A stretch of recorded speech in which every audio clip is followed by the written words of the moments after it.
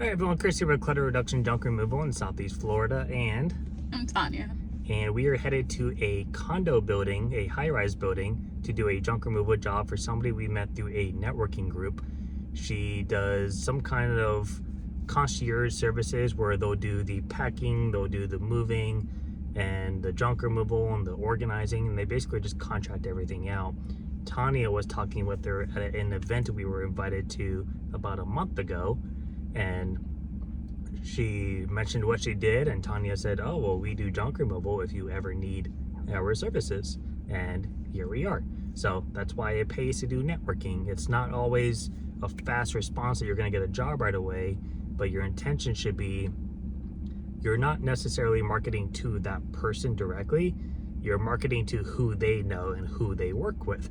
That's why it's good to focus on other home services or people that deal with other people who are kind of in our target audience already. So someone who is moving or is maybe a hoarder, needs to do organizing, or somebody who is a senior and maybe they just had a fall and now they need to clear out space in their house, even though it may not have been that bad before. Maybe they need to downsize a little bit of their furniture because they need more room with a walker or a wheelchair. So there's a lot of different aspects that you can play into mind.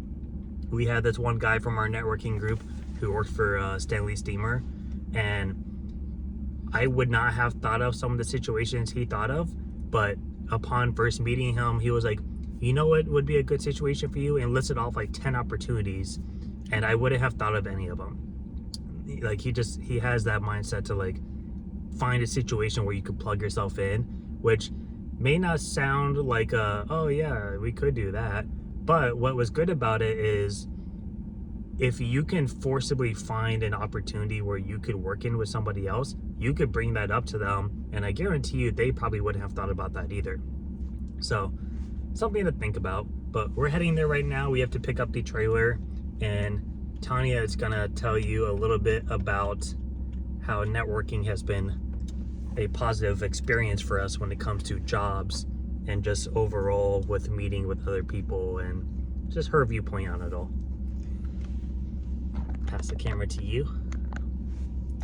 So, so far we've done a lot of networking between just actual groups that we go to on a weekly reoccurrence, and those have been great in kind of creating long-term relationships, but they haven't, Jesus Christ, they haven't produced a lot of leads, you could say, just yet.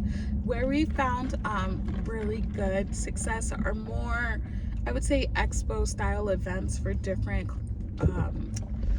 communities, like the senior community, the realtor community, things like that. One thing we're starting to see that really works well is when we follow up. I know people stress following up a lot, and a lot of times you'll just do that one follow-up after meeting, but the consistency in following up has been really helpful for us. I think even with the job we're doing today, I had texted her the next morning just to say nice meeting you, look forward to working together, and I never heard back, and so I figured she just got busy and things happen. And so at a different breakfast we met again, and I told her, like, I texted her, and she said she responded, but I never received it. So in that situation, I ended up getting her personal cell instead, and we were talking for like days on days, and then about less than 4 days later, a job happened. So that's the great thing about following up and making sure that you stay consistent with the people that you really think there's a connection with, because they will be so happy to meet you in the first place. Then when they need your services, they might forget you if you haven't spoken to them in a while, or the newest person has reached out to them, and now that person is on their mind that provides the same service. So staying in other people's good graces, you could say, is really important, in making sure that you continuously have a way to follow up with them so that you guys can keep that communication line open. That's a good point, because I've had a couple of realtors that I've done work for in the past, like there's just a stretch of like multiple jobs, and I just don't hear from them for a while. And I think, okay, well, when they need another service, they'll reach out to me. And like a year will go by, and then I'll see like on a Facebook post, like they'll take a picture of a different company doing the job, and they're like, thanks to so and so for helping me get this house listed, we just sold it. And I think in my mind, like, well, that sucks. Like, what was wrong with me? They used me enough times that there shouldn't have been any problems. But then I go back and look at their messages, and I'll just message them and say, hey John, congrats on the closing, that's great. If you need our services again in the future, would love to work with you again. And I've had one guy, I actually did this whole situation, he reached back out and said, hey Chris, hope you're doing well. Sorry I didn't reach out to you this last time. I honestly kind of forgot that you did junk removal. And that, like, he's friends with me on Facebook, but I mean, he has like 4,000 friends, so like he probably doesn't see us very often. And that kind of struck me as like, okay, I need to reach out to people more often. So what I started doing was, especially like with realtors, for example, I'll just reach out to realtors maybe like once every 6 months, once a year, if that, and say, hey, just checking in to see how you're doing. I know the market flipped from a buyers to sellers. It's putting a lot of pressure on the realtors that we know personally.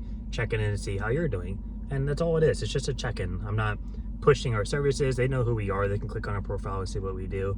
But it's just a check-in. So following up, checking in, especially with people you've done work with in the past. It doesn't have to be promotional. It just has to be something that refreshes their mind of, who is this guy again? Oh, that's right, he does junk removal. And because that's a more recent development, if something comes up in the near future, the intention is that hopefully they remember you and then they can call you.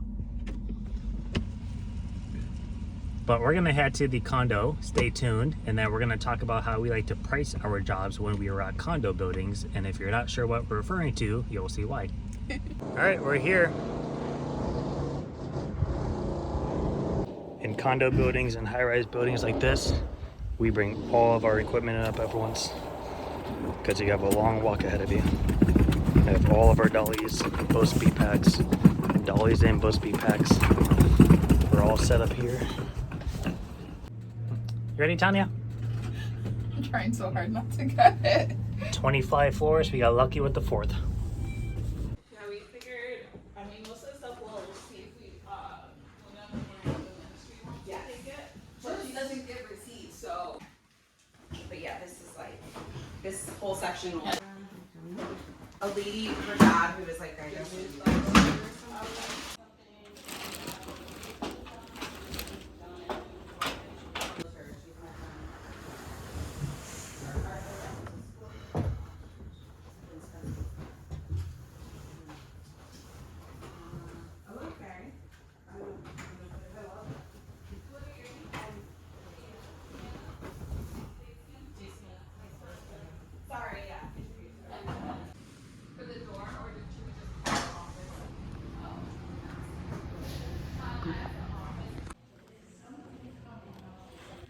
All right, so far so good. Basically just running trips here. There's a guy here to actually buy some of the furniture, so we're gonna help him bring it down. All right, so that job is done. We are at the dump right now. I asked to do a way out so that way we can keep aside some of the things we think we can donate, but time purposes, it makes sense to do this on the way back. It's not a ton of stuff. The guy has a consignment shop ended up coming by, buying the couch, the dining room table, the 4 chairs, and then the whole bed set. We just took the mattress and the box spring. So we still helped bring everything down, and they kept the price the same because they were another service and they're like, it's fine. So whatever. Flat rate. But yeah, we were there for a total of like 3 hours and 15 minutes, which is a lot longer even for a full load, but we did tack in an extra hour of labor specifically because it was a condo high-rise building. And the reason being is, number one, you typically have long walks regardless. You're not always able to park right by the front door, although this time we were. You usually have to use a service entrance, go up a different elevator, go all the way down the hallway, and then repeat the process. And even with the service elevator, people take it and they will leave it at some random floor, and now you have to go find it or go to front desk. It's a hassle at most condo buildings. So when we quoted this job, we had pictures, and realistically it's probably 3/4 of a load, because we didn't know about the table and chairs first of all, but everything else that was in there, figure about 3/4 of a load. But we charged a full load because there was a bunch of books. The whole front half of the truck is basically all boxes of books, which means those are really heavy, and weight wise is probably a half of a truck on its own. So we went ahead and just kind of factored it in all together, and then tacked in an hour of extra labor to help make up for that time delay. So at the end of the day, we ended up where we technically should have been for the most part. And we made a connection with the guy who owns a consignment shop. We actually have it saved in our phone to go by one day. We just never made it out. So we weighed in at 11,640 pounds. We're gonna keep all the boxes of books. Anything real quick I see that we can probably donate, I'll just set off to the side. As we were leaving, a lady said, I have a bed base that I want you guys to come grab, and we told her 40 bucks. It was literally just a queen box spring. So she just paid us cash and didn't want any kind of receipt, so we're just gonna use that for lunch money now. And that's pretty much it. So do you have any thoughts on today's job? No, I thought it went pretty well. It did take longer than our normal full-size load takes, but it made sense why you tacked in the extra hour. I'm curious, for the people out there, what extra fees do you guys like usually look to tack in, whether it's like a heavy item fee or for extra labor or bagging, or is that something you just include in like your total price? So in the comments, you guys should leave that below. Yeah, if you charge any kind of surcharges, and like we all have surcharges, but which ones do you commonly see yourself charging? Like our main ones is bagging, extra labor, and we charge extra for construction debris, or even if it's just mixed in, because this dump will charge us our entire load as debris if I show up with a couple pieces of wood in the back. Sucks. It's stupid, but I get it to a degree. I mean, it is what it is. We don't have a choice, but it's stupid. So we just charge a flat rate number. It's not like a lot. It's like 35, 40 bucks if they just have a pile of like construction debris. We'll just kind of tack that in to basically offset that happening, because it's happened multiple times on us. Oh, they're busy here today. It's a lot. Yeah, we do have a heavy item charge that will charge for like thick glass tops, or like a piano, or like a massive armoire. It's just solid oak wood or something, or pine. We'll charge a little extra for those things, especially for the glass and stuff, because it's a smaller overall volume of a piece, and yet it could weigh as much as a dresser does. So we'll charge extra for things like that, and I'll explain to people that as well, and most people will understand. So I'm gonna go quick offload. Tanya never gets out of the truck because it smells, and the one time she came out of the truck, she got pooped on by the birds above. I've gotten pooped on before too. I really wish they'd do something about that. It's in my employee contract. I don't have to get out at the dump. Yeah, so I gotta go do all the work. So we will let you know how much it costs to dump all this, and if anything else come up, then we'll see you there. Otherwise, I think this is it. All right, so we came from the dump, just picked up some lunch at Wawa's. Wawa is what we used to call it. So we weighed in at 11,640 pounds, weighed out at 10,080 pounds. Basically kept all the metal and a couple of small things that we were hanging on to for our toiletry closet, which we were in the works of making perfection. And then we kept a few boxes of books. I didn't keep all the books. I real quick sat there and opened them. A lot of them are full of like religious books and encyclopedias. And trust me when I say that those are really freaking hard to get rid of. They're not easy. So I did get rid of a few of the boxes. I kept like probably 10 out of the 20 boxes, and we still weighed in at 1,500 pounds. There's not much else back there. So that cost us $32.76 to get rid of. It was basically a mattress, 2 box springs, and I think I got rid of like 10 boxes of books, and then like all the trash bags were just full of like linens and blankets, and I didn't know the condition of them. There was blood on the bed, so I just assumed everything else is probably dirty.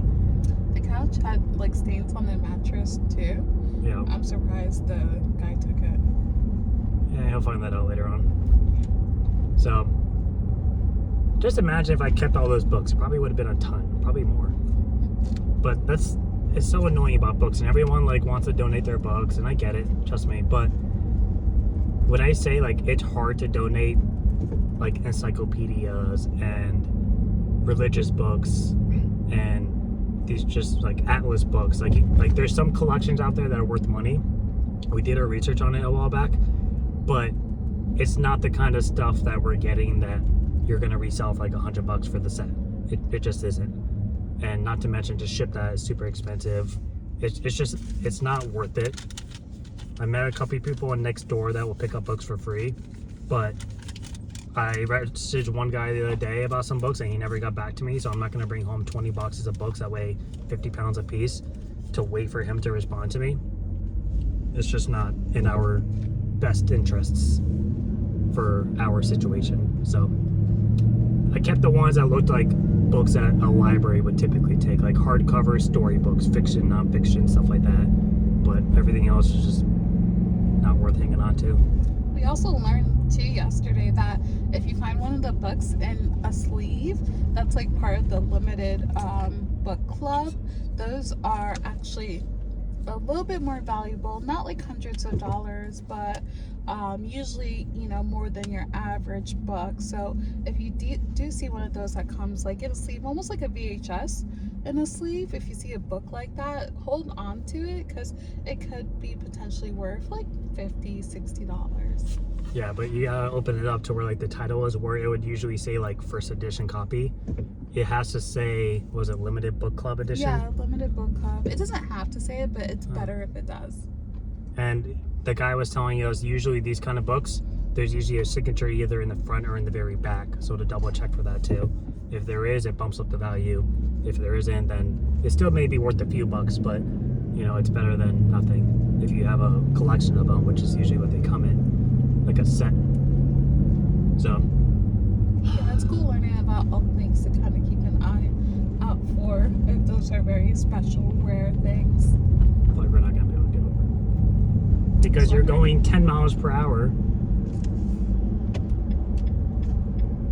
Somebody go around. Maybe possibility. We're approaching it. What a miracle. I thought I was gonna be there forever. Go down like 2 U-turns.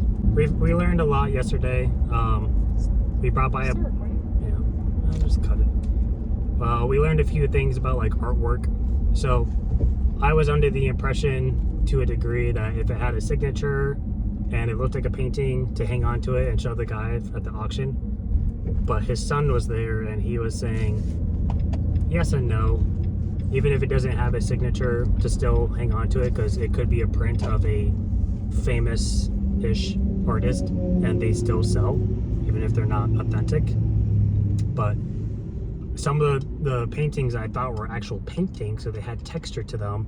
It's called a multimedia print, where it's print, but then they add in like gold leaf and they'll add in some texture on top of it, and it kind of, it's just a mix, but it's not as worthwhile as you would think just looking at it. And if you can get like one of those like little miniature magnifying glasses, That was cool.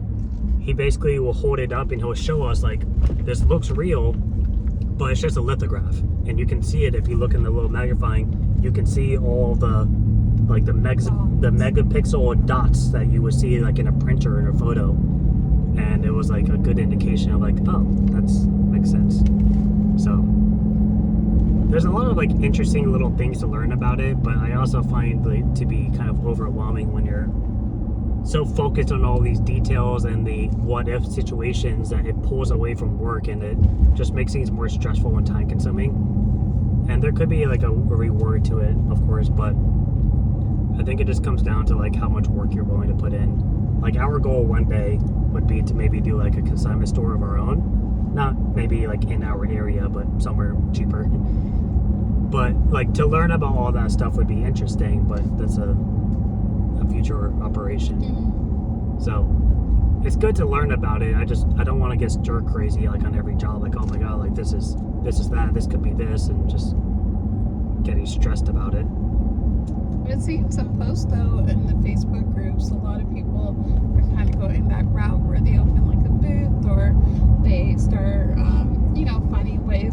sell some of the items on jobs. So it seems like it's becoming a more popular way for a different stream of income. Yeah, I think with everyone becoming an entrepreneur and people trying to do side work without having to start a whole business, like resale's been around for 100+ years. It's nothing new. Yeah. But it seems like I know thrifting is like, it's been coming back for a while, kind of in like waves, but I feel like now it's really starting to come up, especially because of YouTube. There's a lot of channels telling you, like, when you go to Goodwill, this is how you can tell if it's silver, actual silver, or if it's pewter, or if it's just silver plated. Like, they'll tell you what markings to look for. Like, you can bring a magnet with you in your pocket and you can test stuff real quick to see if it's actually brass, if it's actually copper, if it's actually silver. You know, those are like the type of metals that are not magnetic, and that's a quick tell. Or you could bring, like, they have the little blacklight pens. It's super small and like very inconspicuous. And you just hold your hand behind like a crystal glass, and then you can shine the light into it, and if it reflects that color, it could be real crystal. If you don't want to sit there and flick every single one to listen for a ding to see if it sings to you. Like, there's just a ton of like people out there doing like the same thing we are with junk removal. If you go back and watch all of our videos, you could start a junk removal business tomorrow and have everything that you need. The same thing with all these other channels. They're teaching you how to do these things, and it's like everyone's just, more and more people are learning about YouTube and doing it themselves. And any industry you can think of, any topic or hobby, there's probably 1,000+ channels that are telling you how to do it exactly to the T. So everyone's out there trying to make their own money, which makes it good to hear how people keep themselves apart, or like set themselves apart, or tries to differ themselves when it comes to having so much competition. Yeah. But we're almost home. Offload all the metal, take some of the books out, put off to the side, go by the library later because I gotta get a book myself, and I'll just drop off hopefully 2 boxes if they let me, and then that'll be it for today.